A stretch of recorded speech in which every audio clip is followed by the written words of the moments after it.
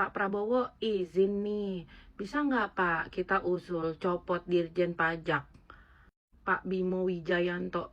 Dia ngasal sih Pak, dia nggak menganalisa dulu dari tindakannya dia itu, main ngeluarin perintah aja, bikin aturan seenaknya, bikin sentimen ke pemerintahan Pak Prabowo juga tuh Pak. Jangan mentang-mentang menjabat, dia bisa bikin aturan seenaknya. Pajak itu kan kepentingan negara, bukan kepentingan pejabat. Daripada melibatkan banyak instansi, kan sekarang zamannya zaman canggih nih, ada teknologi, dan semua itu udah terintegrasi. Dari mic aja udah bisa dilihat. Ngapain pakai nurunin personil segala? Bapak pasti di kantornya ada orang IT kan? Pakai aja sistem IT, Pak. Ih, repot banget jadi orang. Jadi akhirnya apa? Sekarang orang-orang mikirnya, wah zamannya Pak Prabowo nih jadi begini. Padahal enggak Pak, bapaknya aja yang kerepotan sendiri. Ajarin lagi analisis resikonya, dampaknya apa. Jangan cuma bisanya bikin gaduh. Bahlul udah lama nggak muncul, sekalinya muncul meluncurkan buku. Ini Bahlul Ketan ada pikirannya nggak sih? Lu bikin buku itu ada akal gak sih? Ini siapa lagi yang ngakal-ngakalin kayak begini nih?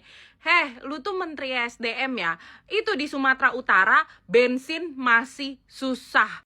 Bahkan di Nias saking gak ada bensin, orang sampai antri berjam-jam dan mengecer lagi untuk ke konsumen. Ini orang otaknya di mana, akalnya di mana, pikirannya di mana, heran banget gue. Lu juga bisa-bisanya tiba-tiba meluncurkan buku, sedangkan kerjaan lo aja belum beres. Lo fokus ke kerjaan lo, apa faedahnya lo ngeluncurin buku, gue tanya.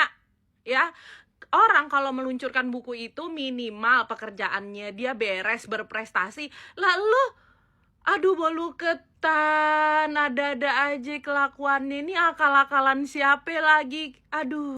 KPK sebut amplop yang dikembalikan Raja Juli diduga kurang 2.000 dolar Singapura. Ini pertanyaannya sebenarnya simpel. Lu kan kemarin OTT, operasi tangkap tangan Raja Juli. Tangkap tangan berarti langsung di tempat. Kenapa sampai detik ini nggak ditangkap? Itu beritanya bulan lalu. Sampai detik ini Raja Juli masih bebas dan nggak pakai tuh rompi oranye. Coba kalau tersangka-tersangka lain, jangankan OTT, langsung ditangkap, dijemput, dipakein rompi oranye. Ini gimana nih KPK? Jangan-jangan bener lagi kalau KPK itu takut sama Raja Oslo. Soalnya tiap yang menyangkut sama orang-orang terdekatnya Raja Oslo pasti nggak langsung diproses, tapi entar-entaran. Ini berarti KPK memang orang-orangnya si Raja Oslo. Presiden Prabowo merencanakan untuk membangun jalur kereta Trans Sumatera dan Kalimantan. Ini disampaikan pada saat meresmikan revitalisasi stasiun Semarang Tawang, Jawa Tengah pada hari Kamis minggu lalu. Nah, ini menurutku sangat diperlukan karena mengingat tiket pesawat lebih mahal sekarang ini. Yang takut naik pesawat lebih efisien kalau naik kereta dan bisa lebih menikmati pemandangan juga kan kalau kita naik kereta. Ini ide bagus sih. Cuma yang perlu kita sikapi adalah bisa nggak kira-kira rencana ini terrealisasikan? Presiden Prabowo menyerahkan tugas berat ini kepada PT KAI selaku BUMN sektor perkeretaapian dan Kemenhub, yaitu Kementerian Perhubungan, selaku regulator. Nah, ini Pak yang mesti kita perhatikan.